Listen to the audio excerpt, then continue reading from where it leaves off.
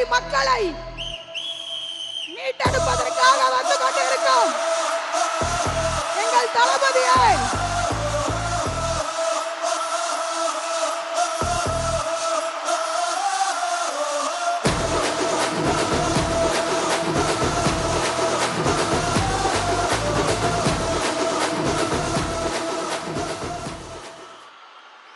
என் நெஞ்சில் குடியிருக்கும்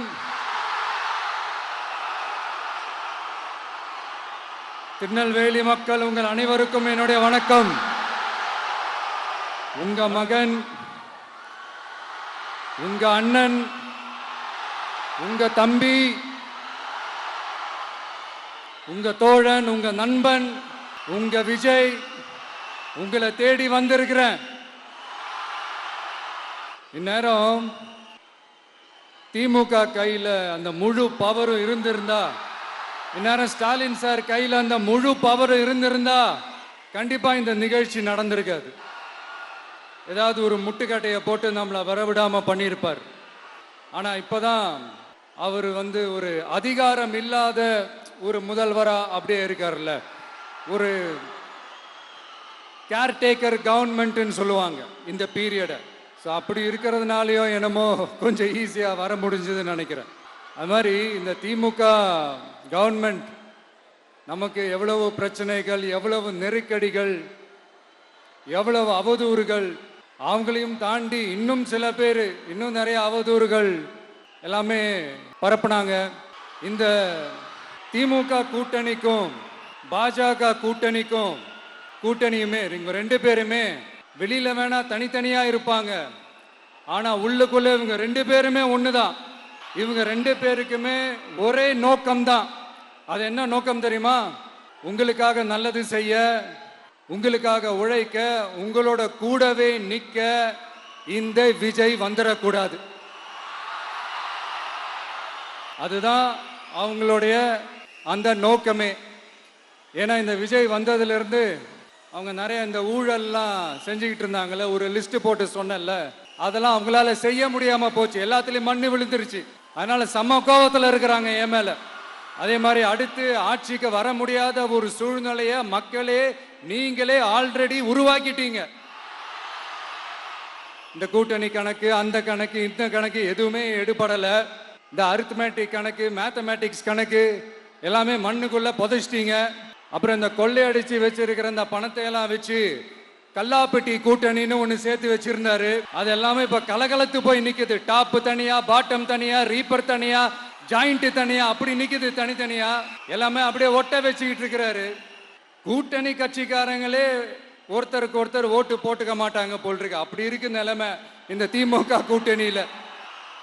சரி, இவங்களுக்கு தான் இந்த நிலைமைன்னு பார்த்தா இந்த பாஜக தலைமையில் மற்றும் பலர் அவங்க நிலைமை இன்னும் மோசமா இருக்குது.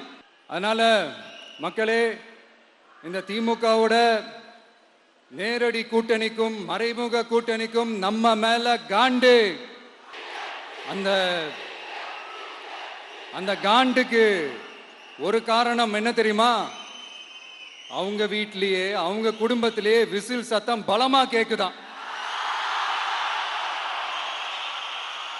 அடுத்த காண்டு அது இந்த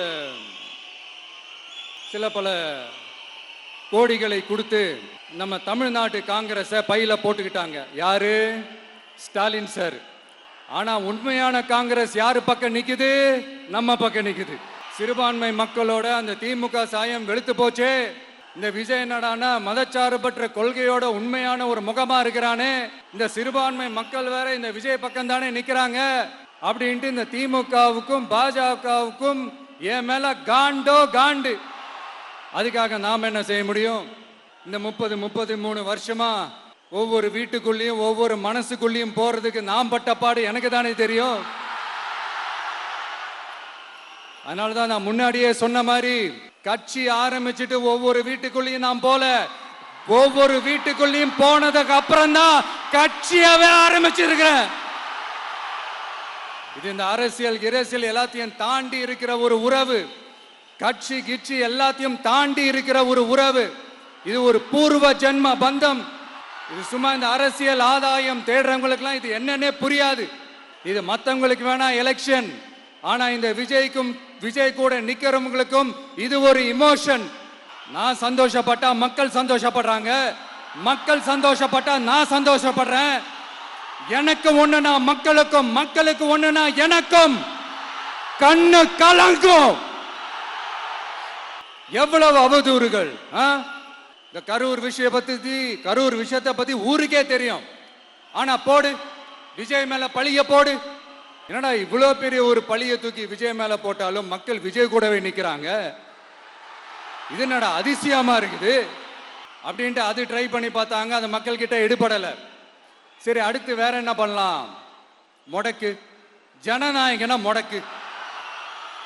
படத்தை முடக்குனா கொஞ்சம் பையன் கொஞ்சம் டிஸ்டர்ப் ஆயிடுவான், அதனால படத்தை முடக்கு. இது யாரு முடக்குனாங்கன்றது உங்களுக்கே தெரியும், அது நான் சொல்ல வேண்டிய அவசியம் உங்களுக்கு இல்லை. ஆனா இவனாடா இவன் படத்தை முடக்கினாலும் அவன் பாட்டுக்கு அதை கண்டுக்காம அவன் பாட்டுக்கு வேலையை பார்த்துட்டு போயிட்டே இருக்கான், அதுவும் எடுபடலை. சரி, அடுத்து வேற என்ன பண்ணலாம்? போடு, எஸ்ஓபின்னு ஒன்று போடு. விஜய்க்கு மட்டும் தனியா ரூல்ஸ், தனியா ரெகுலேஷன்ஸ், தனியா கண்டிஷன்ஸ் அவனுக்கு மட்டும் போடு. மற்ற கட்சிகள்லாம் விடு, விஜய்க்கு மட்டும் தனி கண்டிஷன்ஸ் போடு. அவன் வெளியவே வரக்கூடாது, மக்களை சந்திக்கவே கூடாது. என்னாச்சு? அதுவும் எடுபடலை. சரி, அடுத்து வேற என்ன பண்ணலாம்? நம்மளை சுத்தி இருக்கிறவங்கள வச்சு, அதாவது இத்தனை வருஷமா வெயிட் பண்ணி இப்போ எலெக்ஷனுக்கு 30 நாளைக்கு முன்னாடி கரெக்டா அந்த டைம் பார்த்து ஒரு அவதூறு பரப்ப வேண்டியது, அது என்னன்னு உங்களுக்கே தெரியும். அதுவும் மக்கள் கிட்ட எடுபடல. அது மாதிரி எத்தனை சோதனைகள், எத்தனை வேதனைகள் நீங்க கொடுத்தாலும் இந்த திமுக நாளையோ இல்ல இந்த பாஜக நாளையோ இல்ல இந்த மற்ற பலர் நாளையோ இல்ல எந்த வேற யாராலையும் என்ன மக்கள் கிட்ட இருந்து பிரிக்க முடியாதுன்னு சொல்ல வந்தேன். அதை தான் சொல்ல வந்தேன். ஒவ்வொரு வீட்டில் இருக்கிற ஒவ்வொரு விஜயும் இருக்கிற வரைக்கும் என்ன மக்கள் கிட்ட இருந்து பிரிக்கவே முடியாது. இப்படி இந்த சொந்த பந்தம் இவ்வளவு ஸ்ட்ராங்கா இருக்கிறதுனால தான் நான் முன்னாடியே சொன்னேன், 234 தொகுதியிலையும் இந்த விஜய் தான் வேட்பாளர் அப்படின்னு தான் அதை நான் செஞ்சிருக்கிறேன். ஏன்னா நம்மளுடைய வேட்பாளர்கள் யாரும் டாட்டாவோ பிர்லாவோ அம்பானியோ அதானியோ கிடையாது. நம்ம வீட்டில் இருக்கிறவர், நம்ம குடும்பத்தில் இருக்கிற ஒருத்தரை தான் நான் வேட்பாளரா செலக்ட் பண்ணியிருக்கிறேன். அப்படி செலக்ட் பண்ணி தான் உங்ககிட்ட நான் ஒப்படைச்சிருக்கிறேன். அதனால அந்த வேட்பாளர் வேற, இந்த விஜய் வேற அப்படின்னு நினைச்சிடாதீங்க. இந்த விஜய் தான் வேட்பாளர், அந்த வேட்பாளர் தான் விஜய். இத்தனை வருஷம் யார் யாருக்கோ ஓட்டு போட்டீங்க, ஆனா இந்த வருஷம் உங்க வீட்டில் இருக்கிற ஒருத்தருக்கு, உங்க வீட்டில் இருக்க நம்ம குடும்பத்தில் இருக்கிற ஒருத்தருக்கு நம்ம ஓட்டு போட போறோம். அந்த வேட்பாளர்களுக்கு நீங்க ஓட்டு போடுறது நமக்கு நாமளே ஓட்டு போட்டுக்கிற மாதிரி, அந்த வேட்பாளர் ஜெயிச்சா நாம ஜெயிச்ச மாதிரி. இப்படிப்பட்ட ஒரு எமோஷனலான ஒரு எலெக்ஷனை தமிழ்நாடு இல்ல இந்தியாவே பார்த்திருக்காது. இது நீங்க எவ்ரி 5 years வர ஒரு எலெக்ஷன் மாதிரி இதை நினைச்சிடாதீங்க. இது வேற, இது ஒரு அதிசய எலெக்ஷன். 50 வருஷத்துக்கு ஒரு வாட்டி நடக்கிற ஒரு எலெக்ஷன் மாதிரி. அதனால அந்த சான்ஸை மிஸ் பண்ணிடாதீங்க மக்களே. ஒரு காமராஜர் தானா, ஒரு அண்ணா தானா, ஒரு எம்ஜிஆர் தானா நம்ம தமிழ்நாட்டுக்கு? அவங்கள மாதிரி வேற யாருமே வந்துட மாட்டாங்களா அப்படின்னு நீங்க ஏங்கினது எனக்கு தெரியும். அத மனசுல வச்சுக்கிட்டு தான் நம்ம டிவிக்கே வந்திருக்கிறோம். நம்ம டிவிக்கு யார் யார் மாதிரி எல்லாம் உழைக்கும் சொல்லவா? ஐயா முத்துராமலிங்க தேவர் மாதிரி, ஐயா வீரன் சுந்தரலிங்கம் மாதிரி, ஐயா வாவுசி மாதிரி, ஐயா அழகு முத்துக்கோன் மாதிரி, ஐயா கட்டமன் மாதிரி, ஐயா ஒண்டி வீரன் மாதிரி, ஐயா குரூஸ் பெர்னாண்டஸ் மாதிரி ஒட்டுமொத்த தமிழ்நாட்டு மண்ணுக்கும் உழைச்சுக்கிட்டே இருக்கும். இந்த எலெக்ஷன்ல நம்ம டிவிக்கு ஆட்சி அமைஞ்சா அதென்ன அமைஞ்சா அமைக்கிறோம். எப்படி அமைக்கிறோம்? நம்ம டிவிக்கு ஆட்சி அமைஞ்ச உடனே பெண்கள், இளைஞர்கள் எல்லாருமே நல்லா இருப்போம், நல்லா இருப்போம், நல்லா இருப்போம்.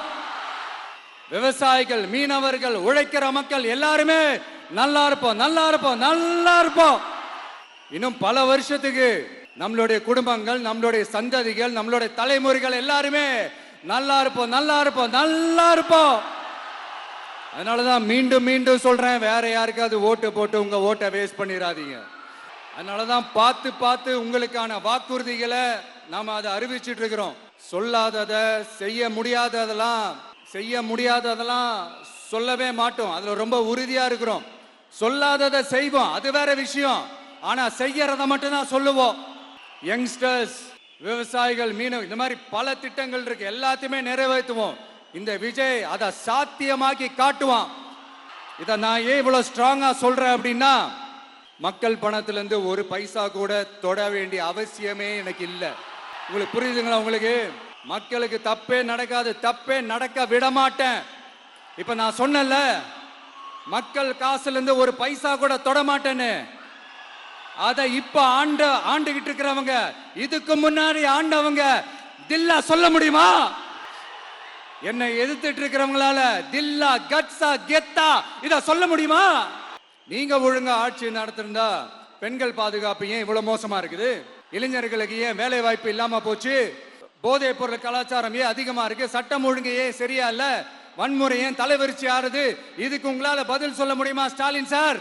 பதில் சொல்ல தகுதி இருக்கான்னு தான் கேட்டிருக்கணும். ஆனா கொஞ்சம் நாகரிகம் கருதி அப்படி வேணான்னு பாக்குறேன்.